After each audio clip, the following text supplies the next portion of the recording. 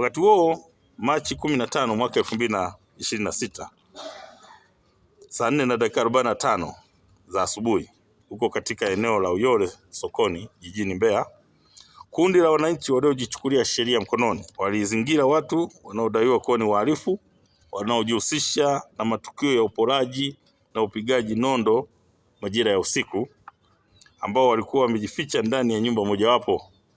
iliyoko katika eneo hilo la Uyole. Kufuatia tukio hilo, jeshi la polisi mkoa wa Mbeya kupitia askari wa kikosi maalum cha kuzuia na kupambana na matukio ya uhalifu walifika eneo hilo na kukuta kundi la wananchi wakiwashambulia watuhumiwa hao kwa kutumia mawe pamoja na silaha za jadi. Katika juhudi za kuwaokoa watuhumiwa hao, wananchi walianza kuwarushia askari mawe ili wasiwafikie hao wahalifu kwa ajili ya kuwaokoa, lakini kutokana na umahiri uliopo katika kushughulikia makosa haya, askari wetu waliweza kufanikiwa kuwaokoa jumla ya watuhumiwa 6 kutoka mikononi mwa hao wananchi waliokuwa na hasira, na katika kuwaokoa waliweza kuwakimbiza katika hospitali ya rufaa ya mkoa wa Mbeya kwa ajili ya kupata matibabu, kwa sababu kwa kipindi hicho walikuwa wamejeruhiwa sehemu mbalimbali za miili yao. Kwa hiyo wakati wanafikishwa hospitalini, kati ya wale watuhumiwa 6 waliokamatwa au waliookolewa kutoka kwenye kundi la wananchi, 4 walifariki dunia wakiwa wanapatiwa matibabu katika hospitali hiyo ya rufaa, na waliofariki wakiwa wanapatiwa matibabu ni Eric Nasoro maarufu Eric Mandampo, huyu ana umri wa miaka 20, ni mkazi wa Uyole. Wa pili ni Meshaki Joseph, jina maarufu ni Scofield, huyu naye ana umri wa miaka 20, naye ni mkazi wa Uyole. Wa tatu ni Abdalla Goliamu, naye jina lake maarufu anaitwa Dula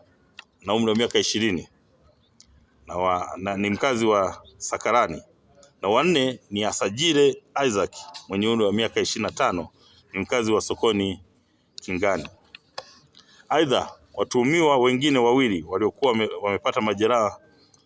kipindi hicho waliookolewa kutokana na majeraha madogo waliokuwa nayo walitibiwa na kuruhusiwa kutoka hospitalini, ambao ni Raksi Hamisi mwenye umri wa miaka 23 na Pasco Aroni mwenye umri wa miaka 32. Wote hawa ni wakazi wa Uyole ambao kwa sasa wanaendelea kushikiliwa na kuhojiwa na kikosi maalum cha askari kwa ajili ya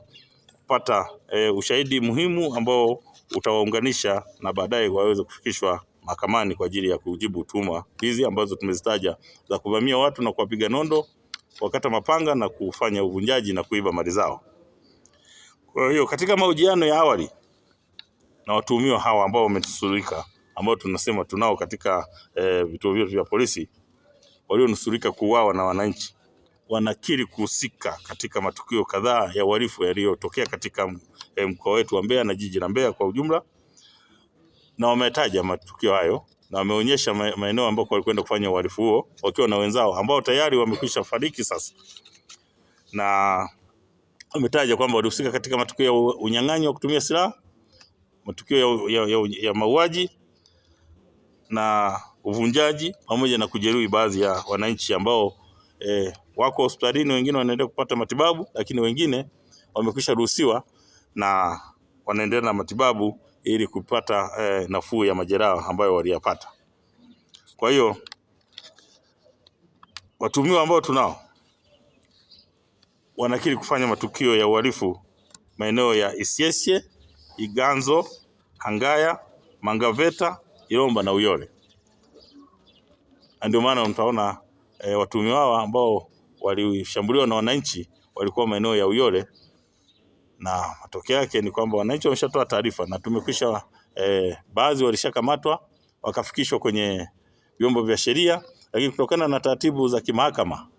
wanaruhusiwa kupata dhamana. Wamepata dhamana, wameenda tena kufanya uhalifu. Kwa hiyo wananchi wakaona kama vile jeshi la polisi kwa njia moja au nyingine kweli tunawasaidia, lakini na wao wamefika sehemu wakaona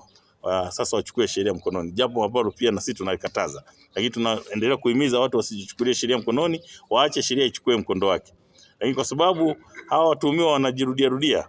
ndio maana unaona hii hali ya wananchi wa maeneo ya Uyole na maeneo mengine wakaamua sasa waweze kukimbizana nao, kwa sababu ni matukio ambayo sasa wanafanya kwa kujirudia, na baadhi ya wazazi wanaendelea kuwatetea na kuwafichia siri na kuwaficha hata majumbani kwao kuwakatalia, lakini kwa sababu taarifa tunazipata kutoka kwa wananchi, tunashukuru sana wananchi kwa ushirikiano huu ambao wanaendelea kutupatia na tunaendelea kukamata. Tumekamata vitu vingi sana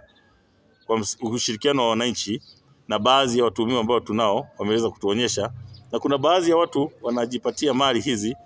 wanakuwa ni wanunuzi, tunaita receivers, wanapokea na kwenda kuuza sehemu nyingine, na wenyewe tumekamata. Kwa hiyo taratibu zinakamilishwa ili waweze kufikishwa mahakamani ili mkondo wa sheria uweze kuchukua nafasi dhidi yao. Lakini pia katika hali hiyo ambayo ninasema sasa ya vitu ambavyo vimepatikana, wamekutwa na mali mbalimbali walizoiba, ikiwemo magodoro, redio, televisheni ya TV, mazuria, mapazia, majiko ya gesi, mitungi ya gesi na mali mbalimbali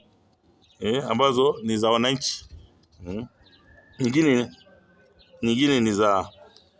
watu ambao kwa kweli ukiwaangalia ni wazee, lakini wanaoingilia na kwenda kuwaibia. Kwa hiyo wamesababisha hasara kubwa sana kwa wananchi, lakini pia wameleta vifo kwenye jamii, kwa kitu ambacho wangeweza tu kufanya kazi wakajipatia hivi vitu. Jeshi la Polisi mkoa wa Mbeya linatoa wito kwa wananchi, kwanza wafike katika kituo cha polisi cha kati ambako ndo vifaa vyote vimetunzwa au vitu vyote vimetunzwa, yani Central Police Station hapa Mbeya, kwa ajili ya utambuzi wa mali zao, na watatusaidia watakapokuwa wanatambua. Itakuwa ni sehemu mojawapo ya kutengeneza ushahidi dhidi ya hawa watuhumiwa ambao tunaendelea kuwakamata. Hivyo Jeshi la Polisi mkoa wa Mbeya linatoa wito kwa baadhi ya wananchi wenye tabia ya uhalifu kuacha mara moja, kwani uhalifu haulipi katika mji huu wa Mbeya na hauna nafasi kabisa katika mkoa huu wa Mbeya. Lakini pia Jeshi la Polisi linatoa wito kwa jamii kulinda rasilimali za taifa na kuacha kujihusisha na uwindaji haramu kwa kuingia ndani ya hifadhi bila kibali, kwani kufanya hivyo ni uhalifu kama uhalifu mwingine, na badala yake wafuate taratibu ikiwemo ya umiliki halali wa silaha na kuomba kibali cha kuwinda ili kuepuka madhara yanayoweza kuwapata kwa kutofuata taratibu kama hizi ambazo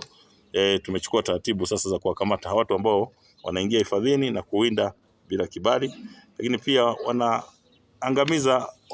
wanyama ambao ni rasilimali kubwa ambayo inaingizia serikali kipato kikubwa.